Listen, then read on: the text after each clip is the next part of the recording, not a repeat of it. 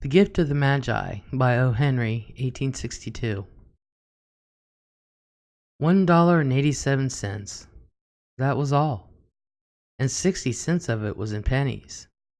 Pennies saved one and two at a time by bulldozing the grocer, and the vegetable man, and the butcher, until one's cheeks burned with the silent imputation of parsimony that such close dealing implied. 3 times Della counted it. $1.87. And the next day would be Christmas. There was clearly nothing left to do but flop down on the shabby little couch and howl. So Della did it, which instigates the moral reflection that life is made up of sobs, sniffles, and smiles, with sniffles predominating. While the mistress of the home is gradually subsiding from the first stage to the second, take a look at the home. A furnished flat at $8 a week. It did not exactly beggar description, but it certainly had that word on the lookout for the Medicunci squad. In the vestibule below was a letter box into which no letter would go, and an electric button from which no mortal finger could coax a ring. Also, appertaining thereunto, was a card bearing the name Mr. James Dillingham Young. The Dillingham had been flung to the breeze during a former period of prosperity when its possessor had been paid $30 a week. Now the income was shrunk to 20. The letters of Dillingham looked blurred, as though they were thinking seriously of contracting to a modest and unassuming D. But whenever Mr. James Dillingham Young came home and reached his flat above, he was called Jim, and greatly hugged by Mrs. James Dillingham Young, already introduced to you as Della, which is all very good. Della finished her cry and attended to her cheeks with a powder rag. She stood by the window and looked out dully at a gray cat walking a gray fence in a gray backyard. Tomorrow would be Christmas Day, and she had only $1.87 with which to buy Jim a present. She had been saving every penny she could for months, with this result. $20 a week doesn't go far. Expenses had been greater than she had calculated. They always are. Only $1.87 to buy a present for Jim. Her Jim. Many a happy hour she had spent planning for something nice for him. Something fine and rare and sterling. Something just a little bit near to being worthy of the honor of being owned by Jim. There was a pier glass between the windows of the room. Perhaps you have seen a pier glass in an $8 flat. A very thin and very agile person may, by observing his reflection in a rapid sequence of longitudinal strips, obtain a fairly accurate conception of his looks. Della, being slender, had mastered the art. Suddenly she whirled from the window and stood before the glass. Her eyes were shining brilliantly, but her face has lost its color within 20 seconds. Rapidly she pulled down her hair and let it fall to its full length. Now there were 2 possessions of the James Dillingham Youngs in which they both took a mighty pride. One was Jim's gold watch that had been his father's and his grandfather's. The other was Della's hair. Had the Queen of Sheba lived in the flat across the air shaft, Della would have let her hair hang out the window some day to dry, just to deprecate Her Majesty's jewels and gifts. Had King Solomon been the janitor, with all his treasures piled up in the basement, Jim would have pulled out his watch every time he passed, just to see him pluck at his beard from envy. So now Della's beautiful hair fell about her, rippling and shining like a cascade of brown waters. It reached below her knee and made itself almost a garment for her. And then she did it up again nervously and quickly. Once she faltered for a minute and stood still while a tear or two splashed on the worn red carpet. On went her old brown jacket, and on went on her old brown hat. With a whirl of skirts and with the brilliant sparkle still in her eyes, she cluttered out the door and down the stairs to the street. Where she stopped, the sign read, Madame Sofronie, hair goods of all kinds. 1-8, up Della ran, and collected herself panting. Madame, large, too white, chilly, hardly looked the Sophrony. "Will you buy my hair?" asked Della. "I buy hair," said Madame. "Take your hat off and let's have a sight at the looks of it." Down rippled the brown cascade. $20, said Madame, lifting the mass with a practiced hand. "Give it to me quick," said Della.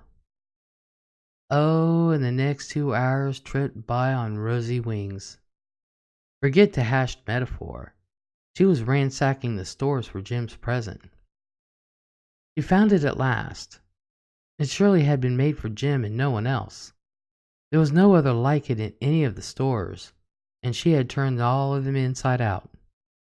It was a platinum fob chain, simple and chaste in design, properly proclaiming its value by substance alone and not by meretricious ornamentation, as all good things should do. It was even worthy of the watch. As soon as she saw it, she knew that it must be Jim's. It was like him. Quietness and value. The description applied to both. $21 they took from her for it, and she hurried home with the 78 cents. With that chain on his watch, Jim might be properly anxious about the time in any company. Grand as the watch was, he sometimes looked at it on the shy side on account of the old leather strap that he used in place of the chain. When Della reached home, her intoxication gave way a little to prudence and reason.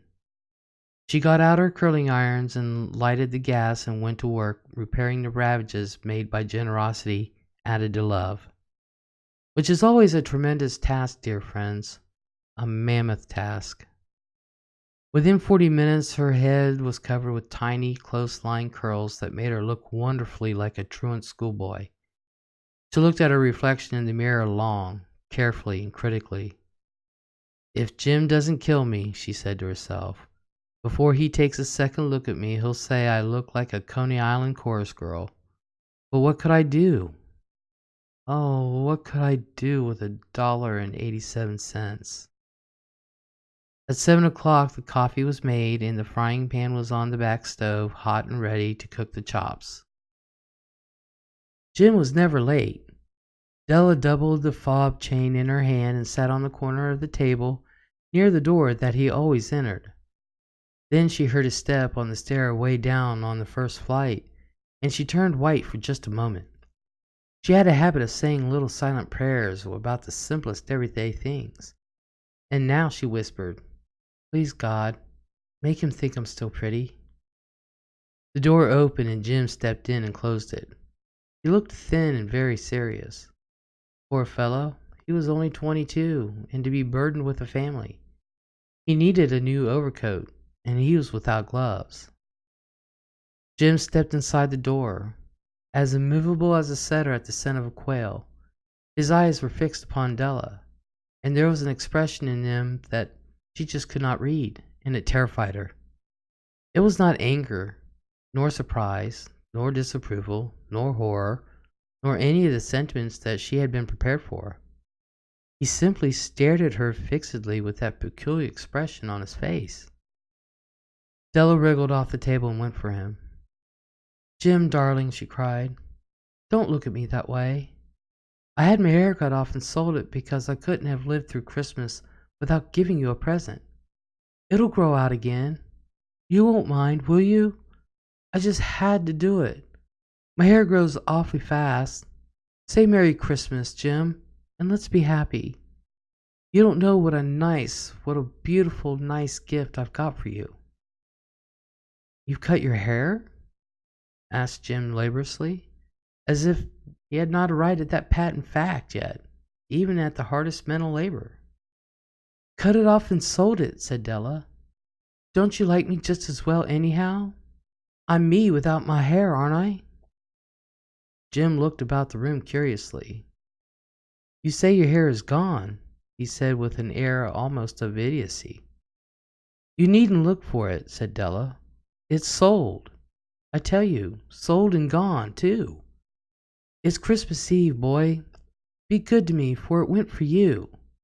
Maybe the hairs of my head were numbered," she went on with a sudden serious sweetness. but nobody could ever count my love for you. Shall I put the chops on, Jim?" Out of his trance, Jim seemed quickly to wake. He enfolded his Della. For 10 seconds, let us regard with discreet scrutiny some inconsequential object in the other direction. $8 a week or $1,000,000 a year. What is the difference? A mathematician or a wit could give you the wrong answer. The Magi brought valuable gifts, but that was not among them. This dark assertion will be illuminated later on. Jim drew a package from his overcoat pocket and threw it upon the table. "Don't make any mistake, Dell, about me. I don't think there's anything in the way of a haircut or a shave or shampoo that could make me like my girl any less. But if you'll unwrap the package, you may see why you had me going a while at first." White fingers and nimble tore at the string and paper, and then an ecstatic scream of joy, and then, alas, a quick feminine change to hysterical tears and wails, necessitating the immediate employment of all the comforting powers of the lord of the flat. For there lay the combs, the set of combs, side and back, that Della had worshipped for a long, long time in Broadway window. Beautiful combs, pure tortoiseshell with jeweled rims, just the shade to wear in the beautiful vanished hair. They were expensive combs, she knew, and her heart had simply craved and yearned over them without the least hope of possession. And now they were hers. But the tresses that should have adorned and coveted the ornaments were gone. But she hugged them to her bosom, and at length she was able to look up with dim eyes and to smile and say, "My hair grows so fast, Jim." And then Della leaped up like a little singed cat and cried, "Oh, oh."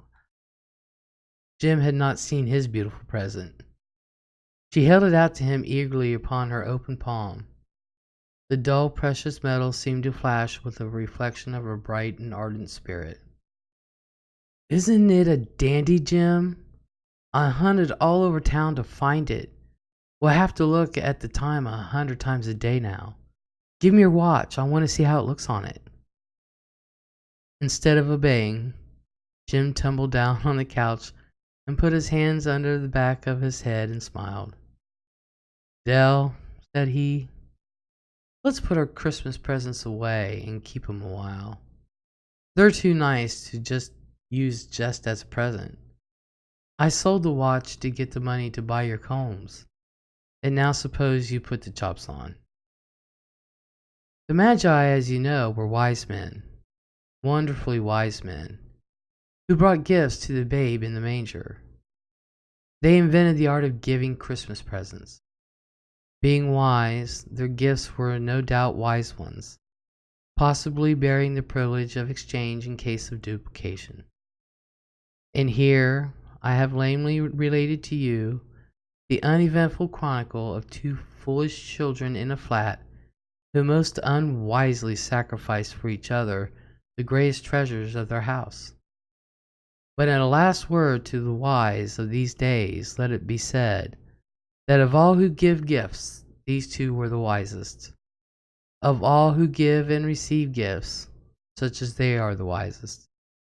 Everywhere they are wisest. They are the Magi.